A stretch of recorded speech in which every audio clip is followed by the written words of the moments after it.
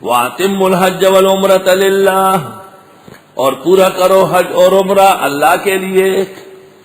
صرف مدرسے سے نہیں، صرف درس نہیں، جب موقع ملے تو حج کر لو اور عمرہ کر لو. استاد گرامی قدر حضرت بنوری فرمایا کرتے تھے، میں حج اور عمرہ اپنے لیے نہیں، اپنے مدرسے کے لیے کرتا ہوں. فرماتے تھے میں وہاں سے پیٹرول بھرواتا ہوں اور پھر یہاں تقسیم ہوتا ہے، یعنی وہاں سے دعائیں کر کے یہاں قبول ہو جاتی. چنانچہ بعد میں جب وہ کیفیت نہ رہی تو وہی مرکز تکالیف اور پریشانیوں کی جگہ بن گئی. اللہ تعالیٰ اپنے فضل سے ایشیا کے اس مقتدر ادارے اور اس کے تمام ابناء اور فروع کو محفوظ فرمائے اور انہیں نقصان پہنچانے والوں کو اللہ صفحہ ہستی سے مٹا لے. وَأَتِمُّ الْحَجَّ وَالْعُمْرَةَ لِلَّهِ، پورا کرو حج اور عمرہ اللہ کے لیے. فَإِنْ أُحْصِرْتُمْ، پس اگر تم روک لیے گئے، فَمَا اسْتَيْسَرَ مِنَ الْهَدْيِ، پس جو ہو سکے قربانی. حج اور عمرے کا احرام باندھا گیا ہے، راستے میں کوئی ایسی ممانعت اور ضرورت پیش آئی کہ آدمی حرم شریف نہ پہنچ سکا تو قاعدہ یہ ہے کہ دم وہاں جا کر کے دے دے، نقض احرام کا دم دے دے.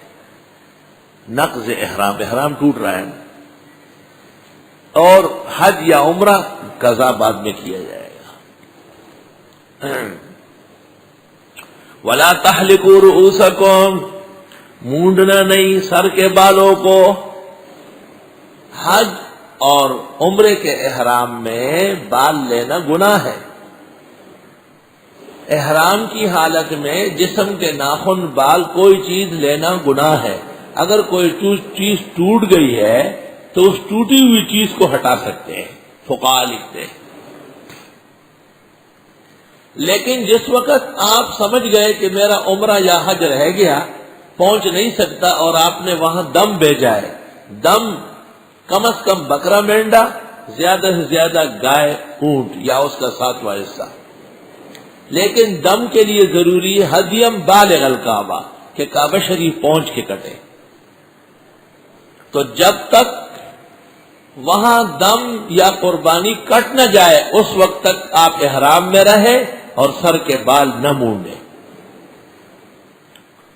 اور نہ حلق کرو سر کے بالوں کا یہاں تک کہ پہنچ جائے قربانی کا جانور محلہ، اپنے حلال ہونے کی جگہ، اپنی جگہ تک پہنچے. چنانچہ حکومت سعودیہ جن لوگوں کے لیے قربانی کرتی ہے اوقات دیتی ہے. فقہاء و مفتیین وہاں فرماتے ہیں کچھ دیر اور دیر کر کے بال لے لو تاکہ بات شک شبے سے باہر ہو جائے. بعض لوگ ان کے خلاف پروپیگنڈے کرتے کہ جی وہ صحیح کچھ جھوٹ بولتے ہیں، وہ اسلامی حکومت ہے، وہ ہر کام دارالفتہ سے پوچھ کے کرتے ہیں. ان پر اعتماد کر کے ان کے بتائے ہوئے وقت کے بعد آپ بے شک احرام کھول لیں، قربانی ہو چکی، اور خود کر سکتے ہیں تو فبہ و نعمہ. سر کے بال مت مونڈو، کیونکہ احرام کی حالت میں بال محفوظ ہو گئے، اور جب احرام سے نکلو گے تو پھر مرد کے لیے حلق پورا سر کے بال لینا، حج اور عمرے کے احرام دونوں سے. اور یا یہ کہ 1/4 یہ بھی ہے کہ یہاں سے 4 انگشت کے برابر لے، یا یہاں سے یا بیچ سے. اور 1/4 کے لیے فقہاء نے کہا ہے کہ اپنے ہاتھ کے جو انگلی ہے شہادت کی، اس کے پورے کے برابر پورے سر کے بال لے، یہ 1/4 ہے. اور خاتون 4 انگشت کے برابر اپنی مینڈیوں کے نیچے بال کٹائے. دوسرا تیسرا عمرے کے وقت تو پھر بال نہیں ہوتے جو منڈا چکے ہیں، خالی اس طرف پہنتا رہے، ثواب پورا ملے گا. وَلَا تَحْلِقُوا رُؤُوسَكُمْ، کیونکہ یہ احرام میں ہے حج یا عمرے کا، اور راستے میں رکاوٹ ہو گئی اور یہ قربانی کا جانور بھیجے گا، تو فرمایا جب تک جانور پہنچ کے کٹا نہیں اس سے پہلے احرام نہ کھولے، سر نہ مونڈے، حتی یبلغ الہدی محلہ، یہاں تک کہ پہنچ جائے قربان کا جانور اپنی جگہ کو. فمن کان منکم مریضا، اگر کوئی تم میں بیمار ہو، او بھی اذم من راسہ، یا اس کو تکلیف ہو سر میں، ففدیۃ من صیام، پس وہ فدیے میں روزے رکھے، او صدقۃ، یا صدقہ دے، او نسک، یا جانور کٹوائے اور قربانی کر دے. حضرت کعب ابن عجرہ رضی اللہ عنہ بخاری میں فرماتے ہیں کہ میرے سر کے بالوں سے جوئیوں کی لائنیں چل رہی تھی ایسے. تو حضرت نے دیکھا اور فرمایا احوام مراسقت احوام مکتوزی، یہ کیڑے مکوڑے تنگ کر رہے ہیں. جی حضرت بہت پریشان ہو. فرمایا بال منڈا دو اور اس کا پھر دم دے دو.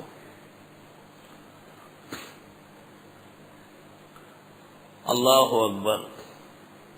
فیضا امن تم، اور جس وقت تم امن سے ہوئے، تکلیفیں ختم ہو گئی. فمن تمتع بالعمرۃ الی الحج، بس جس نے فائدہ اٹھایا عمرے کو حج کے ساتھ کر کے. عمرہ اور حج جب دونوں ایک احرام سے ہو تو اس کو کہتے ہیں قران. جساس راضی نے احکام القرآن میں اور ابن الحمام محقق نے فتح القدیر شرح ہدایہ میں لکھا ہے کہ فمن تمتع بالعمرۃ الی الحج سے مراد حج قران ہے، نہ کہ تمتع. اور اگر کوئی کہے کہ تمتع کا لفظ آیا ہے تو اس سے آپ پوچھئے کہ وکان فی المدینہ تسعۃ رہط سے مراد مدینہ منورہ. اور مدینے کا لفظ جب قرآن مجید میں آئے سوائے دو جگہ کے، باقی سب اور شہر مراد ہے، مدینہ منورہ مراد نہیں ہے. یہ تو قوم صالح کا زمانہ ہے، سمودی ہوگا. وکان فی المدینہ تسعۃ رہط یفسدون فی الارض ولا یصلحون، آخر نمل 19 پارے کا آخر. تو لفظ تمتع سے تمتع کا اس بات ٹھیک نہیں ہے. بس جس نے فائدہ اٹھایا عمرہ اور حج اکٹھے کر کے، اور عمرہ اور حج جب ایک احرام سے ہو تو اس کو قران کہتے ہیں، اور جب عمرہ کر کے بعد میں حج کرے اس کو تمتع کہتے ہیں، اور جب صرف حج کا احرام ہو عمرہ ہو یا نہ ہو اس کو افراد کہتے ہیں. سب سے افضل حج قران ہے کیونکہ مشقت بہت زیادہ ہے. پس جس نے فائدہ اٹھایا عمرے کا حج کے ساتھ تو دو عبادات ایک سفر میں کر چکا ہے، لہذا یہ دم دے گا. اور یہ شکریہ ہے کہ رب العالمین نے اس کو اتنا موقع دے دیا کہ ایک ہی احرام میں عمرہ اور حج دونوں کر لی. فمستیسر من الحدی، لیکن ہم اجمیوں کے لیے تمتع ٹھیک ہے. عمرہ کر کے وہاں آدمی فارغ ہو جاتا ہے، پھر حج کے ایام کا انتظار کرے. جب 8 ذی الحج آ جائے تو حج کا احرام باندھے، اس کو تمتع کہتے ہیں. اور جس شخص کو قربانی کرنا مشکل ہو وہ حج کے قریبی ایام میں جائے، آخری تاریخوں میں، اور حج افراد کی نیت کرے. حج افراد میں حاجی مفرد مسافر ہوتا ہے، اس کے ذمہ قربانی نہیں ہے. وطن کی قربانی کا اس سے کوئی تعلق نہیں، وہ مستقل واجب ہے. بس جس کسی نے فائدہ اٹھایا عمرہ حج کے ساتھ کر کے، فمستیسر من الہدی، پس جو اس سے ہو سکے قربانی. یہ اختیار اس لیے ہے کہ قربانی میں چھوٹی بڑی ہے، بکری اور مینڈا چھوٹا ہے اور اونٹ اور گائے بڑی ہے. فمن لم یجد، پس جو ایسا نہ کر سکے، فصیام ثلاثۃ ایام فی الحج، پس 3 روزے رکھے حج کے سے پہلے، وسبعۃ اذا رجعتم، اور 7 روزے جب حج سے واپس ہو جاؤ. اذا رجعتم،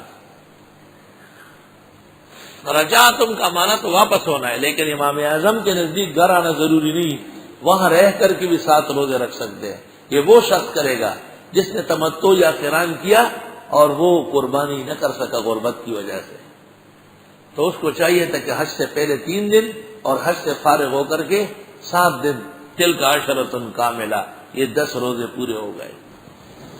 ذالک لمن لم یکن اہلہ حاضر المسجد الحرام، یہ ان لوگوں کے لیے ہے کہ نہیں ہے اس کے اہل و عیال رہنے والے مسجد حرام کے. اس سے علماء نے استدلال کیا ہے کہ مسجد حرام کے لوگوں کے لیے تمتع و قران نہیں ہے، وہ صرف افراد کرے. اور اگر وہ تمتع و قران کرے تو ضروری ہے کہ اشہر حج میں انہوں نے عمرہ نہیں کیا. اشہر حج میں اگر کسی نے عمرہ کر لیا تو اس کے حق میں تمتع و قران ختم ہو گیا، وہ تو ایک ہی سفر میں. ذالک لمن لم یکن اہلہ، یہ اس شخص کے لیے نہیں ہے کہ جس کے اہل و عیال موجود ہے مسجد حرام میں. واتقوا اللہ، اللہ سے ڈرو. وعلموا، جان لو، ان اللہ شدید العقاب، بے شک اللہ تعالیٰ سخت عذاب والے ہیں. اللہ اکبر. اگر حج کے اندر ایک دم آ گیا اور آپ نے چھوڑا، ایک قربانی ضروری تھی اور آپ نے نہیں کی، اور ایک روزہ رکھنا تھا اور آپ نے نہیں کیا، تو سخت عذاب ہو سکتا ہے.